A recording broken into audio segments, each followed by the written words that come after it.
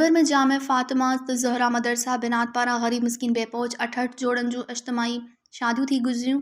आयल घोटन के हर एक खे ॾिनल ॾेज में घोट में ऐं कुंवार जा वॻा, क़ुरान शरीफ़, अलमारी, खट बिस्तरा, जाए नमाज़ ऐं ॿियूं घरेलू सामान ॾिनो वियो। जॾहिं त ज़िले मटियारी तोड़े सिंध जे ॿियनि ज़िलनि जे मुख़्तलिफ़ ॻोठनि ऐं शहरनि ज़िले सांगड़, मीरपुर, बठोरो, नसरपुर, टंडोजाम, टंडो अल्हाया, तालिबुल मौला कॉलोनी, उडेरो लाल स्टेशन, खैबर ऐं ॿियनि ॻोठनि जा घोट ऐं कुंवारनि जा निकाह कराची जे उलमाए मुफ्ती फ़हीम दीन पढ़ाया। उन मौक़े ते मुफ्ती अहमद खान सहतो, हाजी सारंग मंगवाणो, साईं अब्दुल कादिर मेमण ऐं हाफ़िज़ अब्दुल गफ़ार खैबर प्रोग्राम में शरीक थी प्रोग्राम खे संभालियो ऐं घोटनि खे निकाह पढ़ाइण बाद घोटनि खे निकाह नामा हथो हथ ॾिना।